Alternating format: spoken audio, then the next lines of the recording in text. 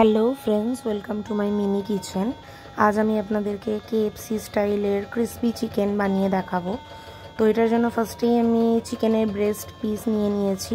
সেগুলো ভিনিগার আর ব্ল্যাক সোয়া সসে, ডার্ক সোয়া সসে আমি ম্যারিনেট করে রেখে দিয়েছিলাম আধ ঘন্টা মতন।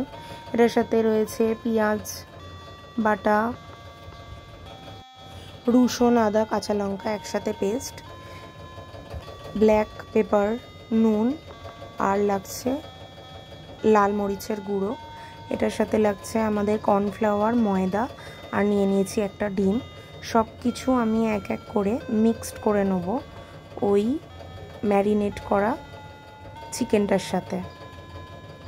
আর আরেকটা পাত্রে আমি গোলমরিচ, রেড চিলি পাউডার আর নুন এই তিনটের সাথে ময়দা আর অ্যারারুটটাকে মিক্সড করে নেব ভালোভাবে।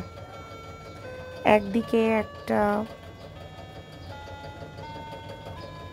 একটা করে নিয়ে আর এক দিক থেকে আমি এই ময়দার পাউডারটা উপরে প্রেস করে করে এটাকে গড়ে নিতে হবে।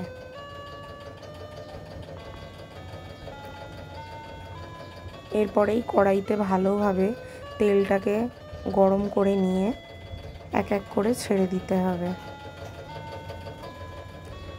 খেতে খুবই ক্রাঞ্চি হয়, পুরো কেএফসি স্টাইলের চিকেনের মতোই।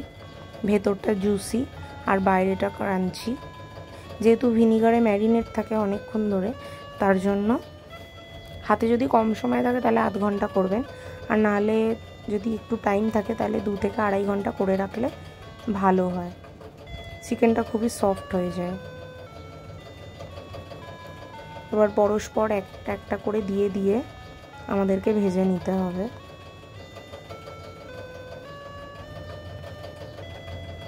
একটা ভাজা হয়ে গেছে, তুলে রেখে আর একটাও ছেড়ে দিলাম। একটা পিঠ ভালোভাবে হয়ে গেলে অপর পিঠটা উল্টে দিতে হবে। একটু টাইম দিয়ে ভাজতে হবে, বারবার উল্টালে কিন্তু হবে না।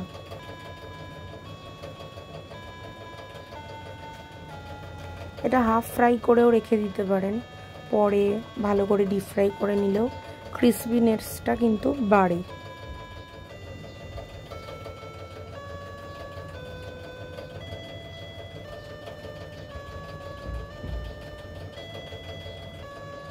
আবারও আমি আরেকটা দিয়ে দিলাম, দিয়ে ভেজে নিচ্ছি। এইভাবে পরস্পর সব কটা ভেজে নিতে হবে।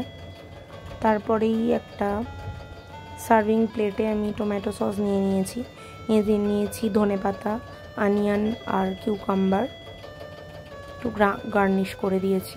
তারপরেই পরস্পর একটা একটা করে কেএফসি স্টাইলে চিকেনগুলো আমি দিয়ে দিলাম, সার্ভ করে দিলাম। রান্নাটা কমপ্লিট। Thanks for watching.